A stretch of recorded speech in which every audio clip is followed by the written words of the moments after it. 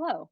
I'm very excited to be with you today to be talking about a topic that is near and dear to my heart, which is supporting the LGBTQ plus young people that are in our lives. I'm Elise Schuster. I'm one of the co-founders of OK So. So what we're going to talk about today is the current environment for LGBTQ young people, what LGBTQ plus youth need from us, how we can support them at home, at school, and more. And we'll talk a little bit more about what it means to go beyond what we think of typically as allyship. So let's dive right in and talk about the current environment for LGBTQ youth. What we know is that LGBTQ plus rights are under attack. Last year, we saw 501 anti-LGBTQ bills introduced in legislatures across the country. And you can see this map here. The places that are in red and orange are places where there are much fewer protections for LGBTQ folks, including young people. The places in the dark green are places that are doing a bit better. So there are huge sections of the country where it can be really hard to be an LGBTQ young person right now.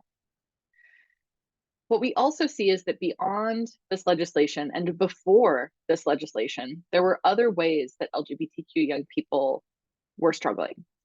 So the first is at school. So this is from the GLSEN School Climate Survey from 2021. So you can see before this legislation really kicked off. And what we see is that many young people are not only just feeling generally unsafe at school, but unsafe in the bathrooms, in the locker rooms, in PE class, in the cafeteria, all these different places, not just classrooms, where young people are trying to navigate throughout their school day. What we also see is that many LGBTQ plus youth are experiencing harassment at school.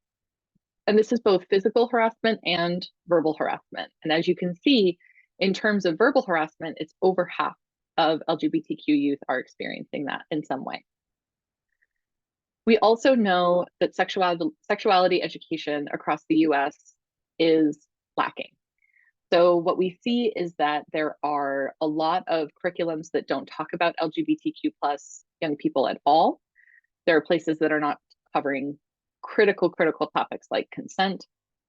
And what we know from research is that when sexuality education is comprehensive and it's in a school and it covers LGBTQ plus young people, that harassment and discrimination against LGBTQ plus youth in those school environments decreases. It's actually a very effective way to do that.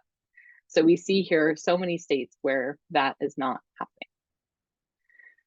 We also know from surveys that about 72% of LGBTQ plus young people are saying and reporting that they feel like their rights are under attack. And this really doesn't surprise me. If you think back to that map from before, even if you live in one of the states where you have quite a few rights, imagine being a young person, waking up every day, reading the news, and hearing that there are whole groups of people in this country who don't believe that you have the right to deserve to exist. Of course, you would feel like you were under attack. We also know that this means that LGBTQ young people are experiencing quite intense mental health needs. And this is a thing for all young people, but LGBTQ youth have this kind of additional layer of stress, of harassment, of feeling unsafe, feeling unwanted, feeling not accepted, that really is tied directly to their identity. And so we see higher rates of suicidal ideation and attempted suicide, higher rates of anxiety and depression amongst LGBTQ young people as compared to other peers.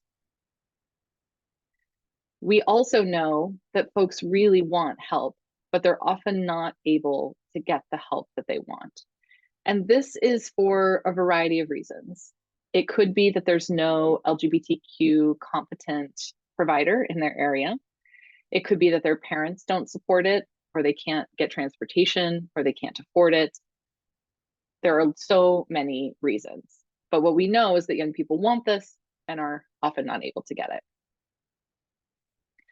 What we do know from the data is that supporting LGBTQ plus youth saves their lives. LGBTQ young people whose identities are affirmed as we can see here, are less likely to attempt suicide. And in fact, studies show that having even one supportive adult in a young person's life reduces their suicide risk by 50%, which is huge. So, given all of that, what do LGBTQ young people need from us? So, one of the things is safe in-person spaces. Right now, most young people say that online is the safest place for them. Given all the conversations that we have on OK So, I'm frankly not that surprised to hear that. And so I think young people are really asking us for places where they can be safe in person as well. When we survey LGBTQ young people, what we find is that they want support and acceptance more than anything else, more than getting their pronouns right, more than a name change. They just want to feel affirmed in who they are, and they want to feel like the adults in their lives see that. So how can we do that?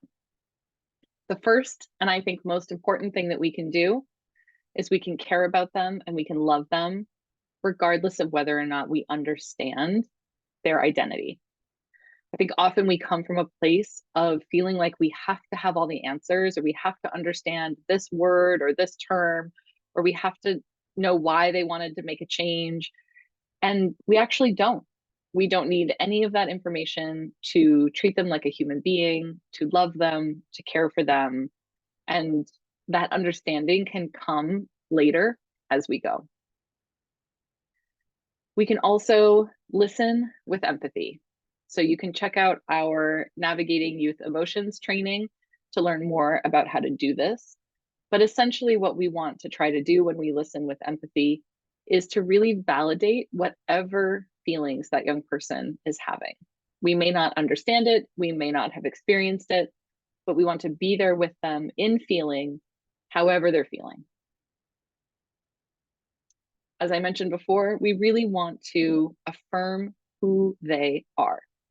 So this means using the pronouns that they want us to use or that they're asking for, using the name that they're asking for, referring to them in the terminology that they want to use, regardless of what we think. And again, we can catch up, but we want to really respect what they are asking from us.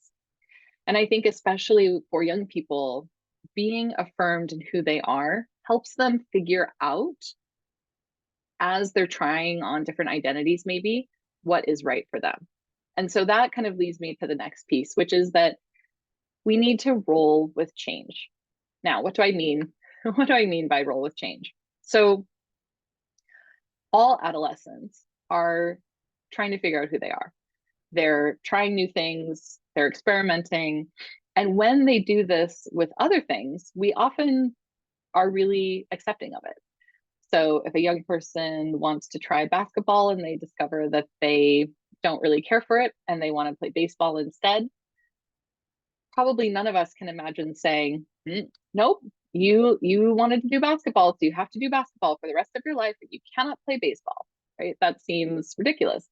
But we often do that for young people who are trying to figure out their sexual orientation or their gender identity.